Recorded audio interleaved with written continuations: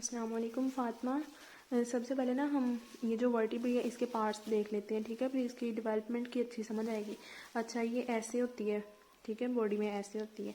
अच्छा, ये इसकी बॉडी है जिसको यहाँ पे स्टार्टिंग पे जब डेवलपमेंट हो रही होती है ना, इसको सेंट्रम कहते हैं, ठीक है।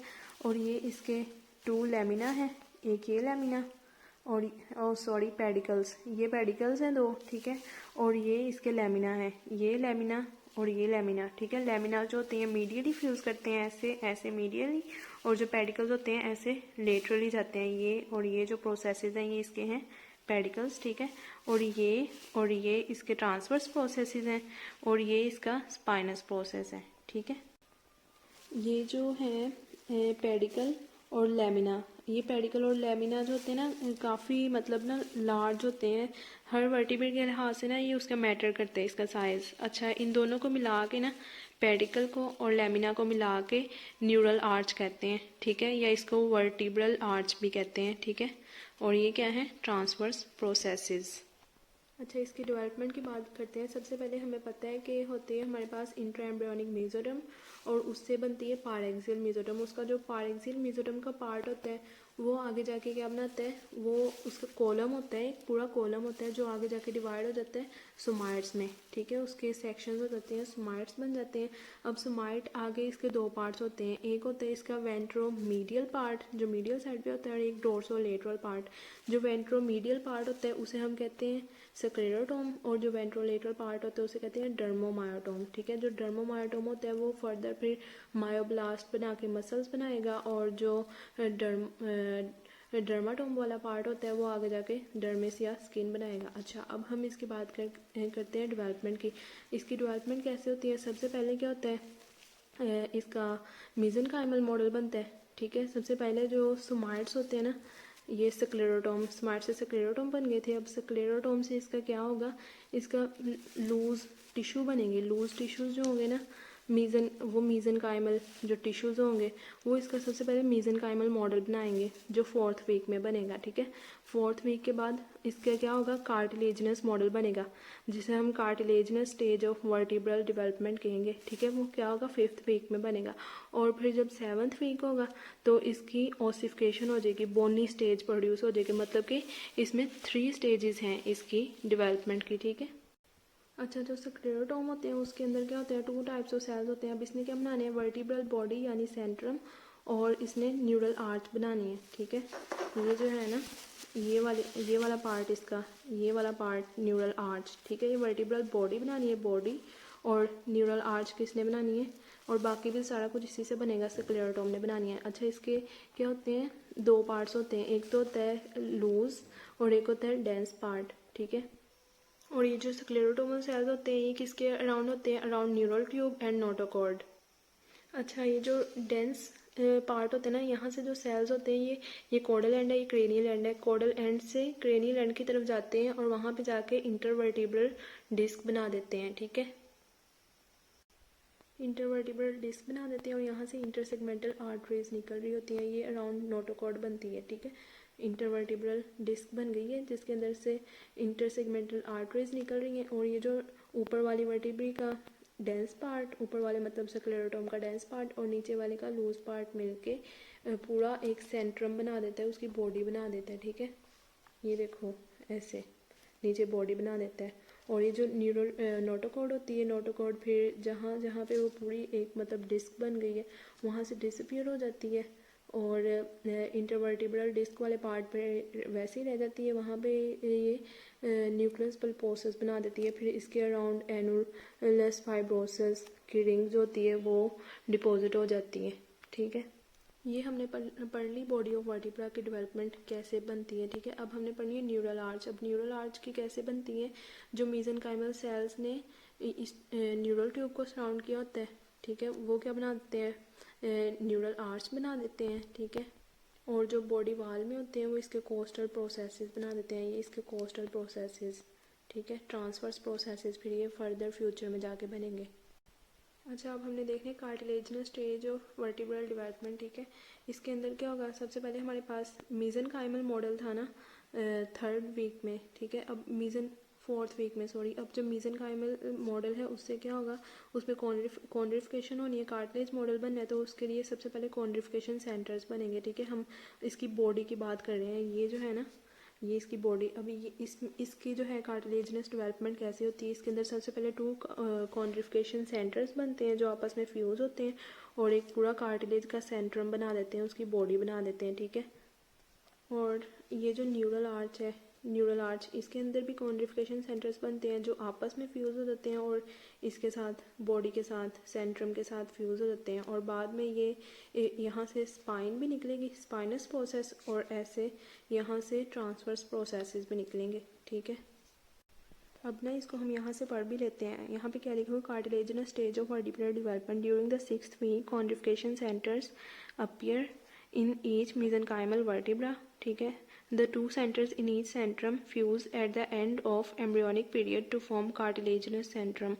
2 जो होते हैं उसके अंदर बनते हैं सेंट्रम के अंदर और फ्यूज़ हो जाते हैं, कार्टिलेजनस सेंट्रम बना देते हैं। And concomitantly the centres in the neural arches, और न्यूरल आर्च जो थी, ये न्यूरल आर्च, इसके अंदर भी सेंटर्स बनते हैं।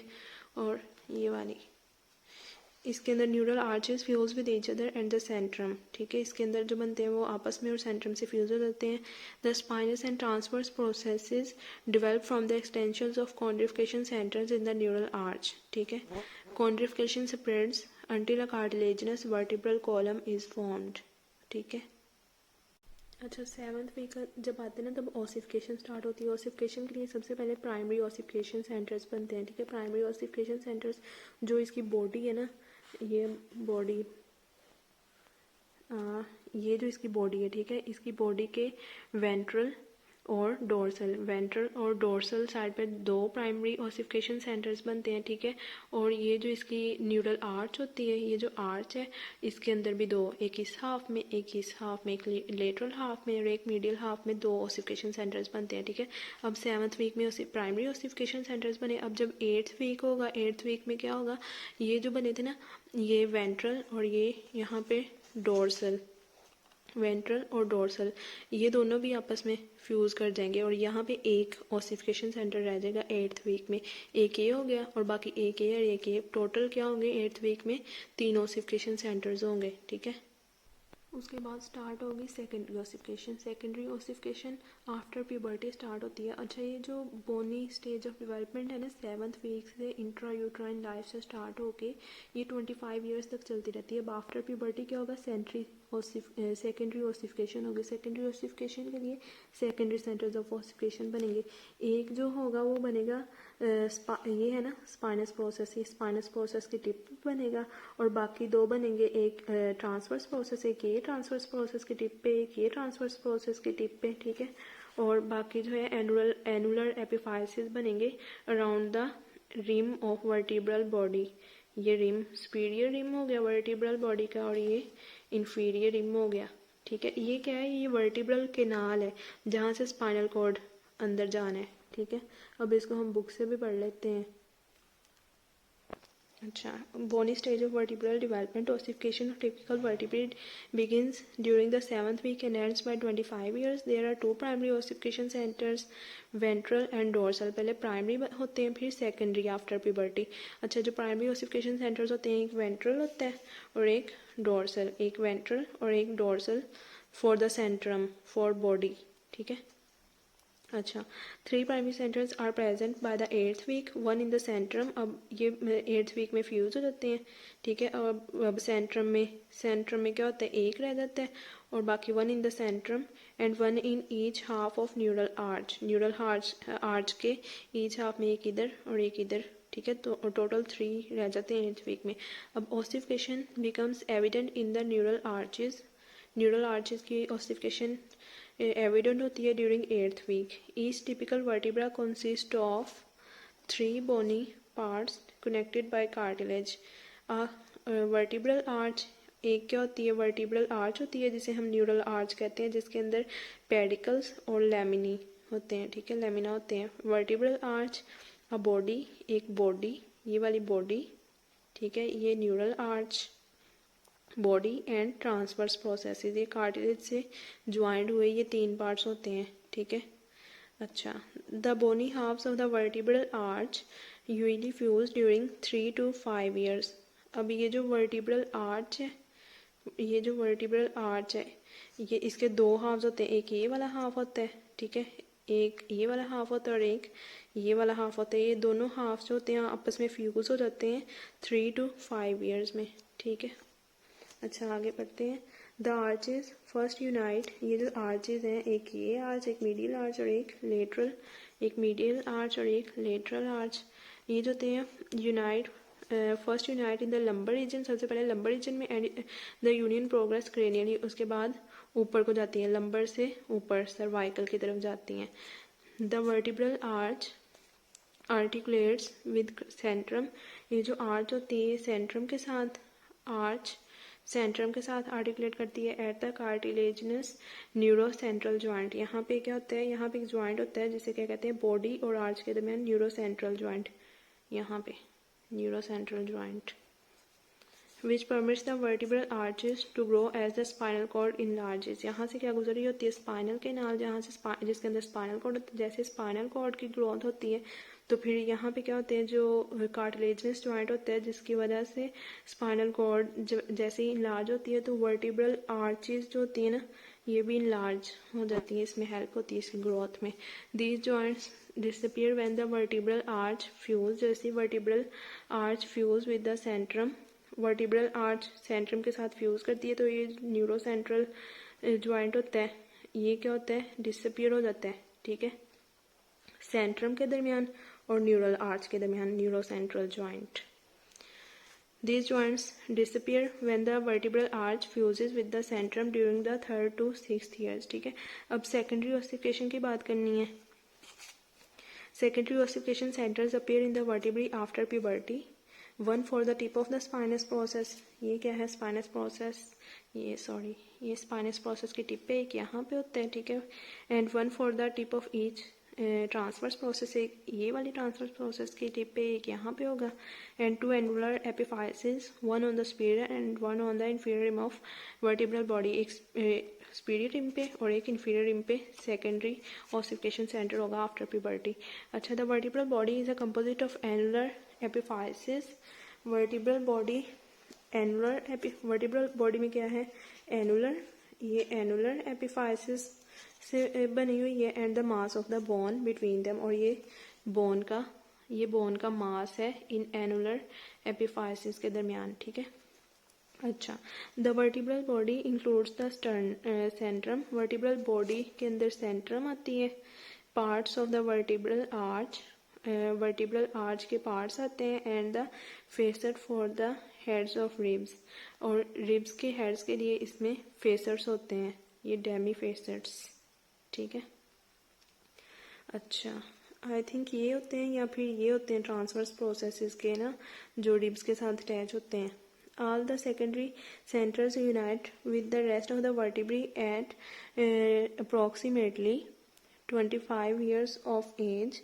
Exceptions to the typical ossification of vertebrae occur in the atlas or C1 vertebrae axis or C2 vertebrae, C7 vertebrae, lumbar vertebrae, sacrum और coccyx की जो होती हैं इसमें एक्सेप्शंस होती हैं ऑसिफिकेशन में। और बाकी ये हम देख लेते हैं, कहते हैं no signalling pathways are involved in the patterning of vertebral column. अब किस तरह वर्टिब्रल कॉलम की डेवलपमेंट होनी है, कौन कौन सी स्टेजेस आनी है, उसके अंदर नो सिग्नलिंग पाथवे इन्वॉल्व होते हैं। अब सिंड्रोम की बात कर रहे हैं, वेक्ट्रल सिंड्रोम और चार्ज सिंड्रोम, ठीक है, ये दो हैं defects.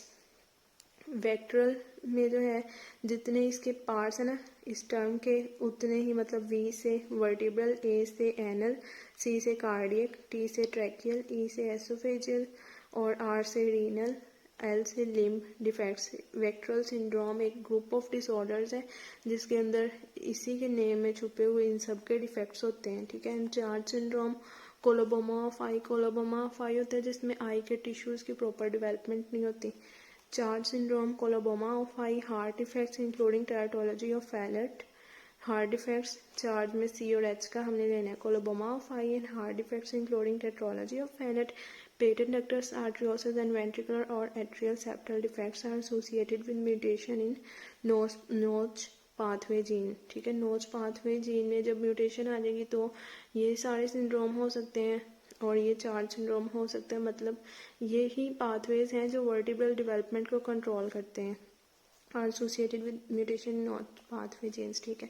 Minor defects of the vertebrae are common but usually have little clinical importance, ठीक है। थैंक यू, जज़ाकल्लाह, अल्लाह हाफिज़, टेक केयर, दुआओं में याद रखना।